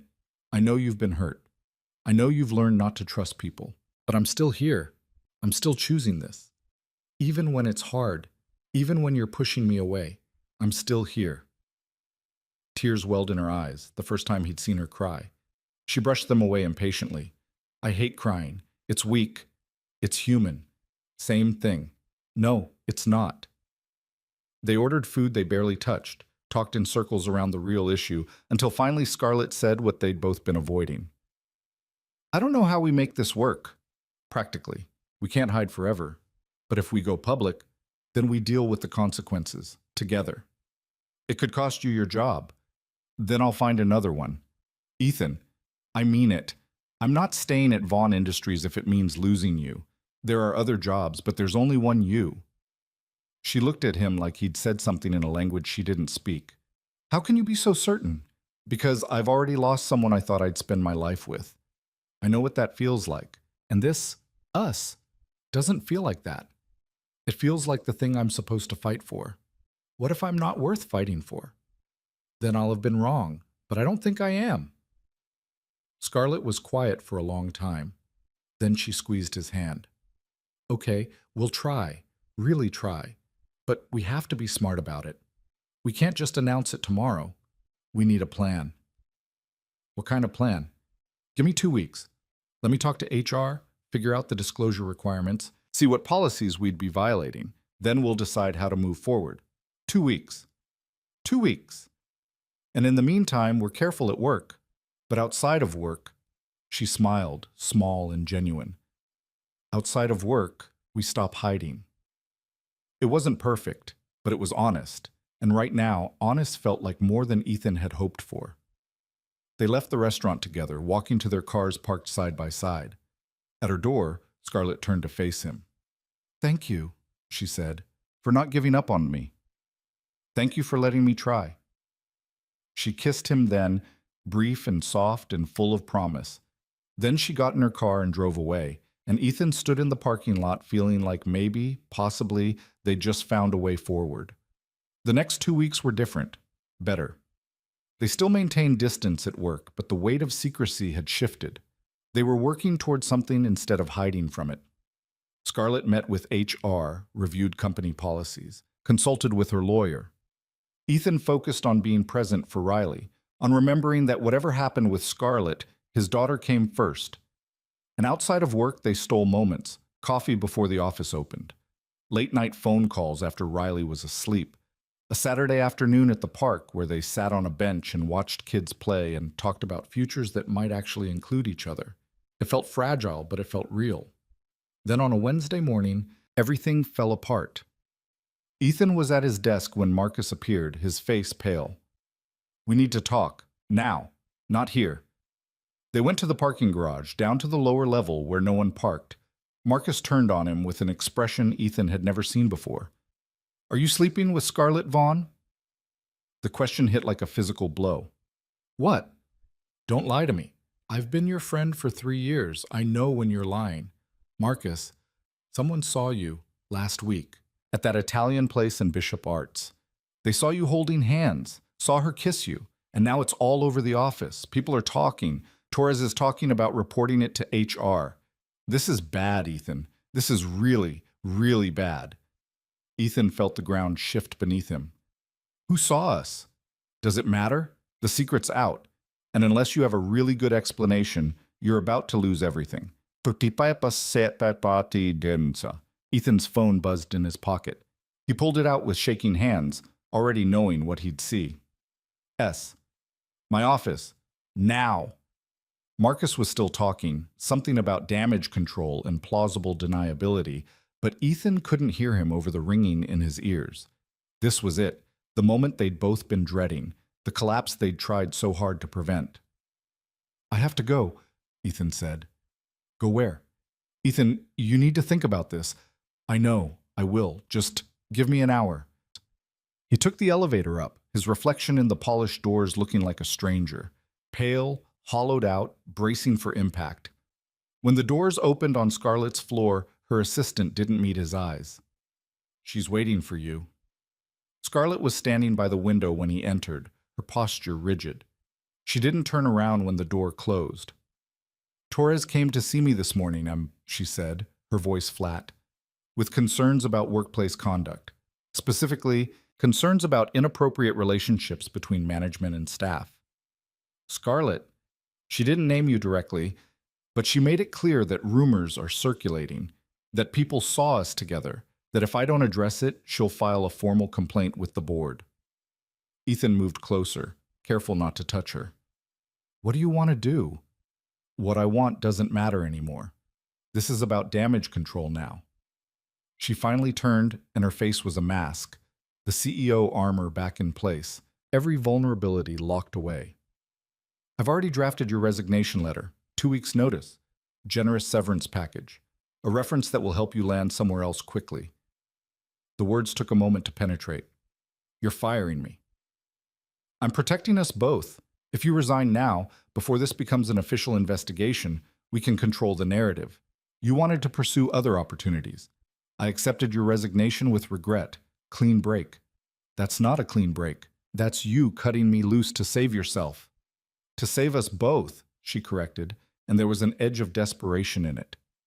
"If this goes to the board, they'll dig into everything, every meeting, every moment, every decision I've made involving you. They'll find Austin. They'll find the dinners, the texts, all of it. And then it won't just be your job on the line. It'll be my entire company, everything I've built. So I'm the sacrifice. You're the solution to a problem we both created. Ethan laughed, bitter and sharp. We. Right. Except I'm the one losing my job while you get to stay here and keep your empire. What did you expect? Her composure cracked just slightly. You knew what this was from the beginning. I told you the rules. I told you what would happen if anyone found out. And I told you I was willing to fight for this. But apparently that only works when it's convenient for you. That's not fair. None of this is fair. His voice rose, bouncing off the glass and steel. You want to know what's not fair? I fell in love with you. Actually fell in love. Not with your money or your company or your power. With you. The person who falls asleep mid-sentence when she's exhausted. Who gets excited about terrible art. Who's terrified of being vulnerable but does it anyway. That's who I fell for. And now you're standing here telling me that person doesn't matter as much as protecting your reputation. Scarlett's face went white. Don't. Don't what? Tell the truth? That's all I've ever done with you. Stop. Her hands were shaking. You can't say that. Why not? Because it makes it real? Because it means you're not just losing an employee, you're losing someone who actually sees you? Because it makes it hurt.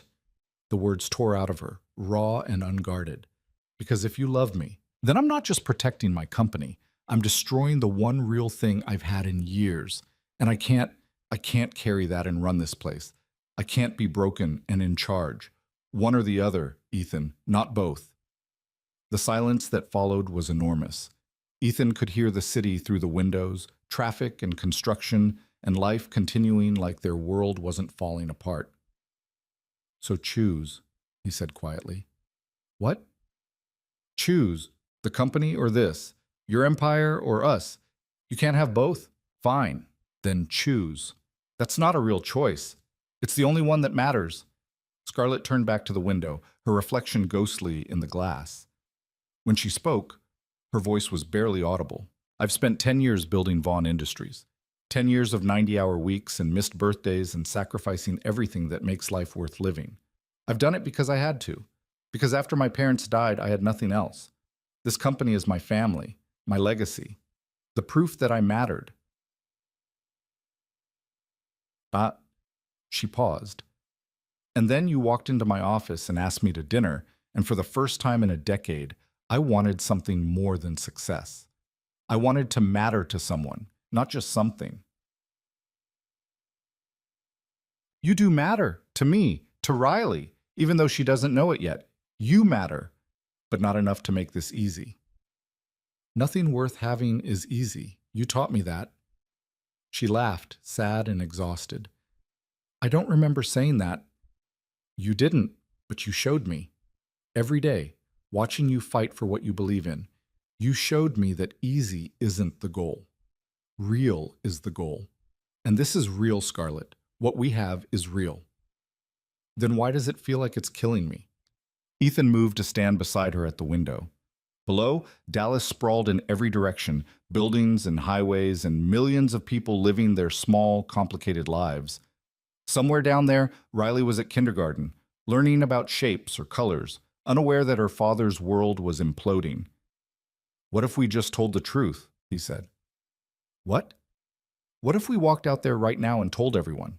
No spin, no narrative control, just, yes, we're together. Yes, we know it's complicated. Yes, we're figuring it out. That's career suicide for both of us. Maybe, or maybe people respect honesty more than we think they do. Scarlett shook her head. You don't understand how this works. The board doesn't care about honesty. They care about liability. And a CEO dating an employee is a lawsuit waiting to happen. Then I'll quit. For real this time.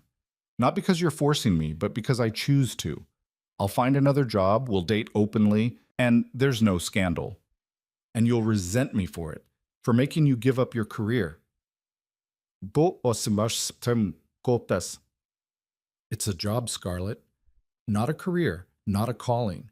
It's a job that pays the bills and gives me health insurance. But you, he turned to face her fully, you're the thing I wake up thinking about. The person I want to tell when something funny happens. The future I actually want to build. So yeah, I'll quit today, if that's what it takes. She was crying now, silent tears tracking down her face. I don't know how to let you do that. Then let me decide. Stop trying to control everything and just let me love you. Let me make this choice. What about Riley? What about her? She should come first. Your daughter should always come first. She does. But loving you doesn't mean loving her less. It means showing her that it's okay to want things, to fight for them, to believe that risk is worth it. Ethan reached out, gently wiped away her tears with his thumb. I want her to grow up knowing that love doesn't make you weak. It makes you braver than you thought you could be. Scarlett caught his hand, held it against her face. What if I'm not brave enough? Then I'll be brave enough for both of us, until you catch up. She closed her eyes, leaning into his touch like she was drowning and he was air. This is insane. Completely. We could lose everything. Or gain everything that matters. She opened her eyes, and for the first time since he'd walked in, he saw hope there. Terrified and fragile, but real. Okay, she whispered.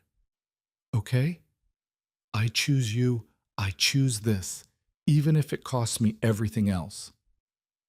Ethan pulled her close, buried his face in her hair. She smelled like expensive perfume and fear and possibility. It won't cost you everything. We'll figure it out. How can you be sure? I can't, but I'm willing to find out. They stood like that for a long time, holding on to each other while the city hummed below. Eventually, Scarlett pulled back, her CEO composure reassembling itself piece by piece.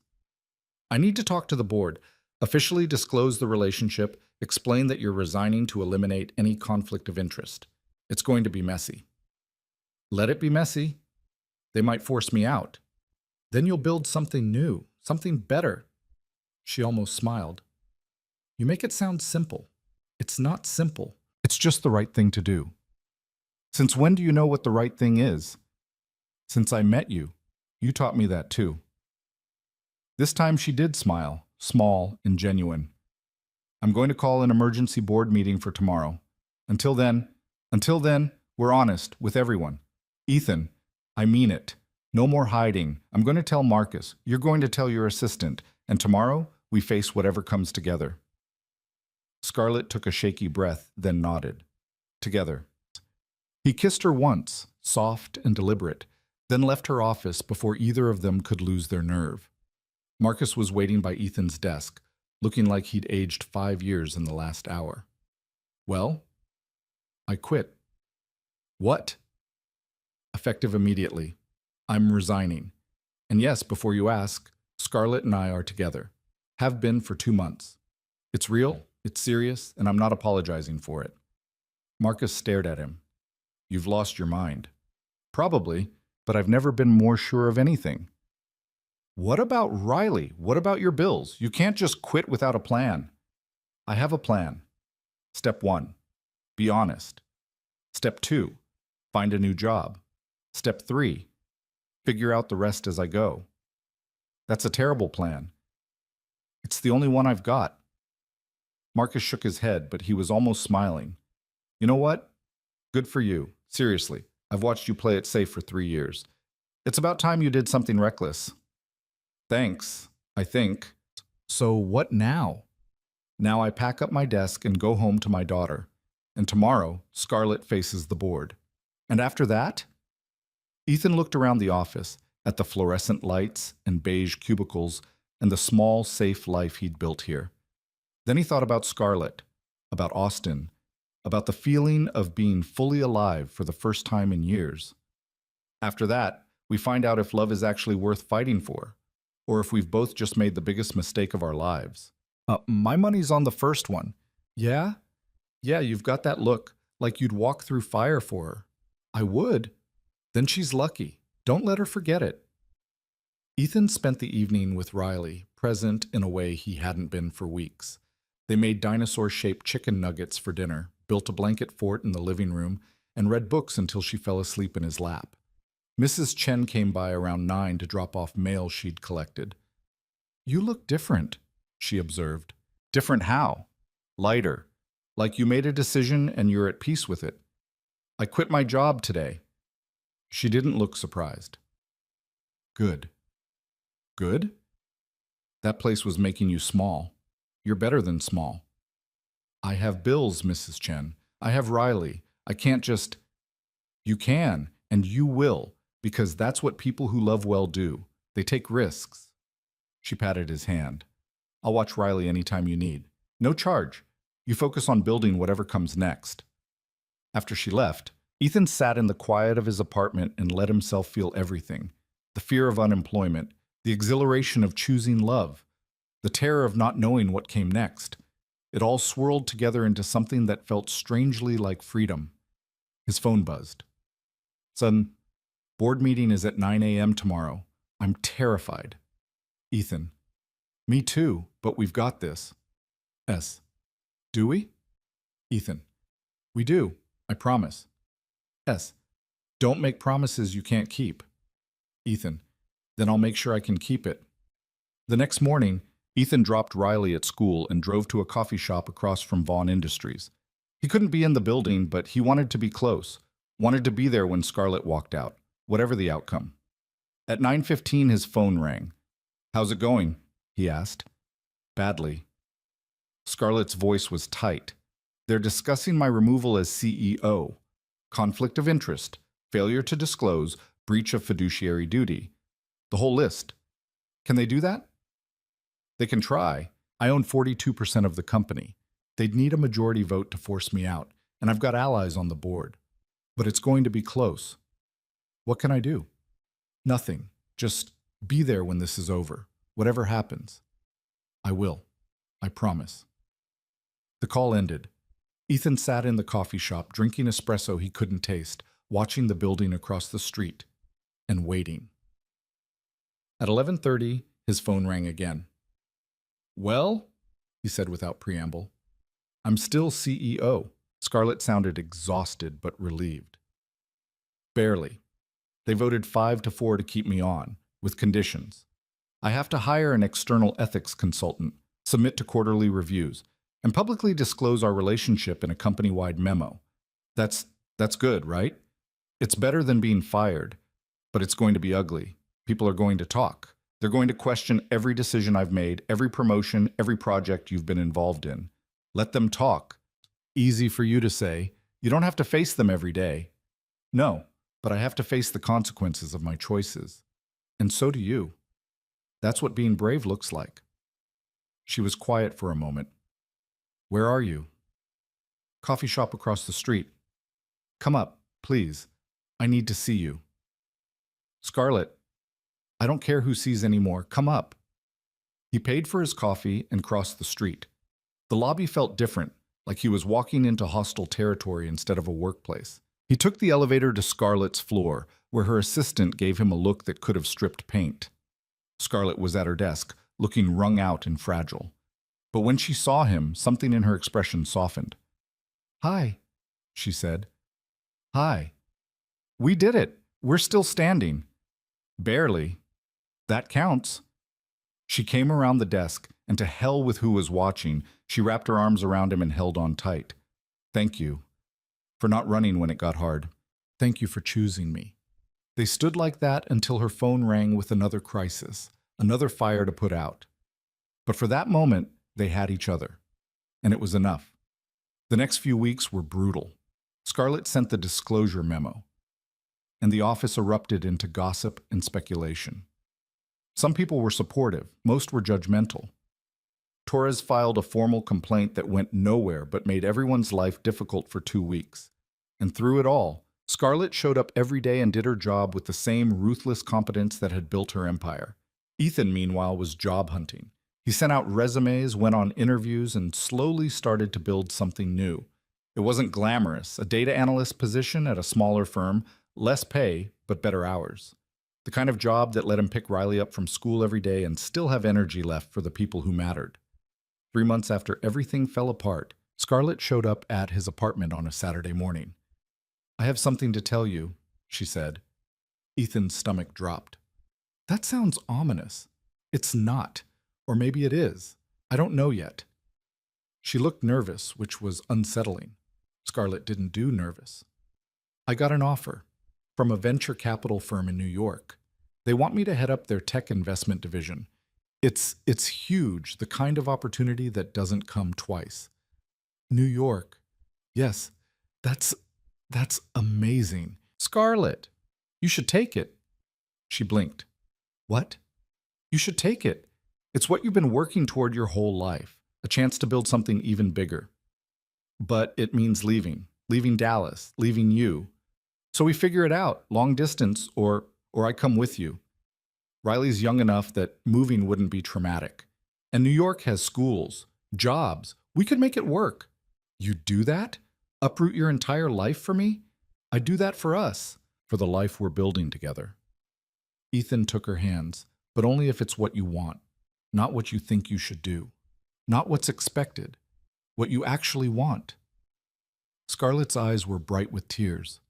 I want you to be proud of me. I am proud of you every day, whether you're running a $300 million company or starting over in a new city. That doesn't change. What if I fail? Then you fail, and you get back up and try again. That's what you do. She pulled him close, and he felt her shoulders shake with silent sobs. I don't deserve you. Yes, you do. You deserve someone who sees your worth even when you can't. They stayed like that for a long time. When she finally pulled back, her decision was written on her face. I'm going to take it, she said, but on one condition. What's that? You and Riley come with me. Not right away. I know you need time to finish out your notice, and she needs to finish the school year. But eventually, we do this together. Are you sure? I've never been more sure of anything. I spent 10 years building a company alone. I don't want to build the next chapter alone, too. Ethan kissed her, tasting salt and possibility. Okay, together. The next 6 months were chaos. Scarlett transitioned out of Vaughn Industries, selling her shares and setting up her successor. Ethan gave notice at his new job, helped Riley prepare for the move, and coordinated with Mrs. Chen about visiting schedules. It was messy and stressful and full of moments where they both questioned whether they were making the right choice. But it was also full of life, of building something neither of them had thought possible, of learning that love wasn't about perfect circumstances.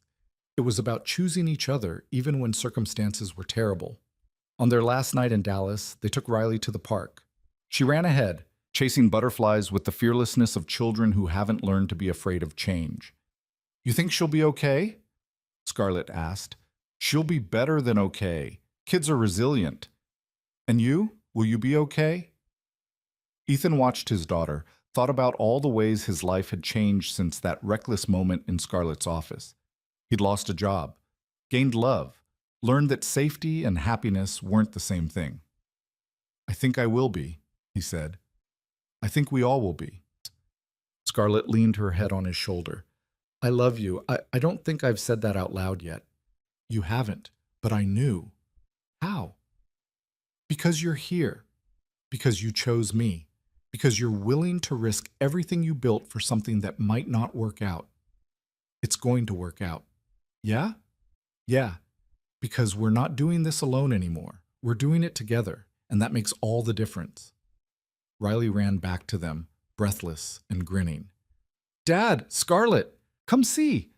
There's a caterpillar! They followed her to where she'd found a fuzzy creature inching along a leaf. Scarlett crouched down beside Riley, listening with genuine interest as his daughter explained the life cycle of butterflies with the confidence of someone who'd learned it yesterday. Ethan watched them together, his daughter and the woman he loved, and felt something settle in his chest. This was what mattered, not the job or the money or the reputation. This. Connection, love, the willingness to be vulnerable enough to build something real. 3 weeks later, they stood in a New York apartment with boxes piled to the ceiling and Riley already claiming the bedroom with the best light. Scarlett looked overwhelmed and Ethan took her hand. We've got this, he said. Do we? We do, one day at a time, one choice at a time, together. She smiled, and it reached her eyes in a way it never had back in Dallas. Together. They unpacked boxes and built furniture and ordered too much takeout. Riley made friends with a girl down the hall. Scarlett started her new position and came home exhausted but energized in a way Ethan had never seen. And Ethan found work that actually interested him, consulting for nonprofits, using his data skills for organizations that mattered. It wasn't perfect. They fought about logistics and schedules and whose turn it was to do dishes. Riley missed misses. Shannon struggled with a new school. Scarlett's job demanded long hours, and sometimes Ethan felt like he was single parenting all over again. But it was real, it was honest, and it was theirs. 6 months after the move, Ethan woke up to find Scarlett already awake, watching him in the pre-dawn light. "What are you thinking about?" he asked. "How different everything is. How a year ago I would have called this impossible, and now it's just life. Our life. Good different or bad different? The best different." She traced his jawline with gentle fingers. "I spent so long thinking that vulnerability was weakness, that needing someone meant I'd failed at being strong. But you taught me that it's the opposite, that loving you, needing you, that's the bravest thing I've ever done." Same. I thought playing it safe was protecting Riley. But really, I was just teaching her to be afraid. Now, he thought about his daughter in the next room, adapting to change with the resilience he wished he'd had at 32. Now I'm teaching her that risk is worth it, that love is worth fighting for, that you build the life you want by making hard choices and living with the consequences. Even when the consequences are terrifying, especially then. Scarlett kissed him, slow and deep, and Ethan felt the truth of what they'd built settle into his bones. This wasn't a fairy tale. There was no happily ever after, because life kept happening, but there was this, a choice they made every day to keep choosing each other, to keep building something real in a world that tried to make everything simple. Later, over breakfast with Riley chattering about her upcoming field trip, Ethan caught Scarlett's eye across the table. She smiled at him, and he saw it. The woman who'd been too scared to be seen, now letting herself be fully present, messy and human and real. And he thought about that first day, standing outside her office, terrified and reckless and willing to risk everything for a chance at something more. He thought about Austin, about fights and reconciliations, about the moment everything had fallen apart and the moment they'd chosen to rebuild. It hadn't been easy. It had been the hardest thing either of them had ever done, but it had been worth it. Every terrifying, complicated, imperfect moment had been worth it. Because love wasn't about finding someone perfect. It was about finding someone worth fighting for. Someone who made you braver than you thought you could be. Someone who saw you, really saw you, and chose you anyway. Riley looked up from her cereal. "Dad, why are you smiling like that?" "Like what?" "Like you did when we got extra sprinkles that one time." Scarlett laughed, and the sound filled their small kitchen with warmth. "Because I'm happy," Ethan said simply. "Because we're all here together, and that's enough." Riley considered this with the seriousness she brought to important questions. "Okay, can I have more orange juice?" "Sure, sweetheart." Life continued, ordinary and extraordinary all at once. And as Ethan poured juice and Scarlett checked her work email and Riley planned her afternoon with the precision of a tiny general, he realized something fundamental. They hadn't found a perfect ending. They'd found something better, a beginning that promised nothing except the chance to keep trying, to keep choosing each other, to keep building a life that was messy and real and wholly, completely theirs. And in a world that demanded certainty and perfect answers, that was more than enough. It was everything.